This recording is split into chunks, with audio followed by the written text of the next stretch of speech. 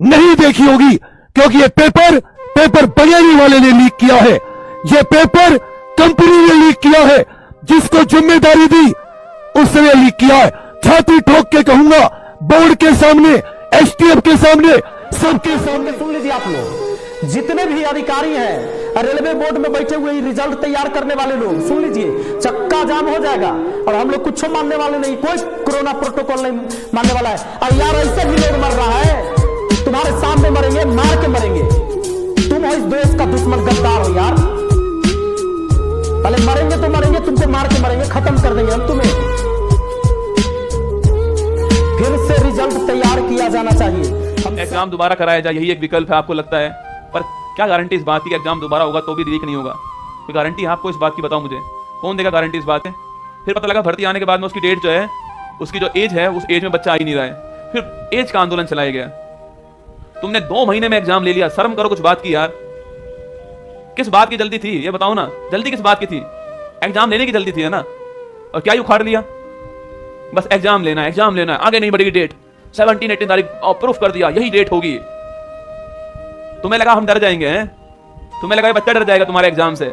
अरे तुम कल एग्जाम ले लो, ये कल भी एग्जाम तो ये शर्मानी चाहिए उन बड़े वालों को, और जो साथ आ गए उनका दिल से धन्यवाद। अंदर से रोना होता कि विद्यार्थी का एक बाप एक अपनी बेटी को लेकर उस ट्रेन में सर 200-200 किलोमीटर का सफर करके वो पहुंची है। एक पिता स्टेशन से जो मजदूरी करता है, स्टेशन में पड़े रहे हैं, जो मजदूरी करता है ना पिता, वो कितना परेशान होकर और कैसे घर से पैसे का जुगाड़ करके सेंटर तक पहुंचता है। माँ बाप को वो दिखा पाएंगे हम? कैसे बताएं कि हमारे साथ तो छल हो गया, हमारे साथ तो छल किया गया, हमारे पेपर को पहले लीक करा दिया गया, हमारे पेपर को पहले ही लीक करा दिया गया। और जो पीठ में छुरा भोपा इस तरह से, उससे कैसे जूझे? और जो जिम्मेदार लोग हैं, जो जिम्मेदार व्यक्ति इसके, जिन लोगों को आवाज उठानी थी, जिन लोगों को जांच करनी थी, वो उन्होंने पीठ फेर ली, ऐसे उन्होंने मुख फेर लिया और तुम्हें झूठा कह दिया। क्या तुम्हें लगता हम झूठे? सारे पंक्तियां निकली, शायद वो तुम्हारे शब्द हो, और अगर तुम्हारे शब्द हो ना तो इसको ना सरकार तक जरूर पहुंचाना। कहीं ख्वाब बिक गए, कहीं इंसान बिक गए, कहीं ख्वाब बिक गए, कहीं इंसान बिक गए, और चंद सिक्कों की खनक में कई बेईमान बिक गए। जो अध्यापक की कोई जाति नहीं होती, ये बात सिद्ध कर दिया उत्तर प्रदेश पुलिस ने। ये पेपर ऐसा था जिसमें 60-62 हजार वैकेंसी थी, बहुत से लड़कों ने भरा था जिनकी उम्मीदें ही लास्ट थी। बहुत ऐसे बंदे थे जिनकी एज ओवर हो चुकी थी। बहुत रिक्वेस्ट के बाद सरकार ने कुछ एज में छूट दिया लोगों को, क्योंकि पिछले कुछ समय से 5-6 साल से वैकेंसी ही नहीं आ रही थी। बहुत ही ज़्यादा लोग हताश थे, किसी की शादी नहीं हो रही थी बेचारों की, किसी के घर पे गरीबी बहुत ज़्यादा है, तो कोई बम्बई कमा रहा है, दिल्ली कमा रहा है। इस तरह से बच्चे एकदम परेशान थे, एकदम उनकी हालत ख़राब थी एजुकेशन पढ़ने लिखने वाले बच्चों की। कोई 5-5 साल से इलाहाबाद में, प्रयागराज में, पटना में, लखनऊ में, दिल्ली में, ऐसी सी जगहों पे तैयारी कर रहा था। यूपीएससी तक के बच्चे इसमें भरे थे फार्म, लेकिन उनका करियर सेकंड भर में लोगों ने चौपट कर दिया, 1 दिन के अंतराल में चौपट कर दिया। कितना भी अच्छा कोई भी पेपर यूपी में हो, वो लीक होना तय है।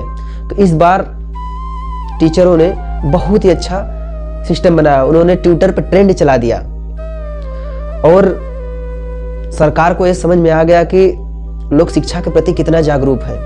और ये मजबूती हर इंसान को चाहिए, हर इंसान को ट्विटर को इंस्टॉल करना चाहिए, हर स्टूडेंट को, ताकि सरकार को ये बात पता लगे। सरकार को हर बात पता नहीं लग पाती, और हमें पूरा विश्वास है योगी सरकार, उत्तर प्रदेश के सरकार जो भी है, वो बहुत ही अच्छा इसका निर्णय लेंगे।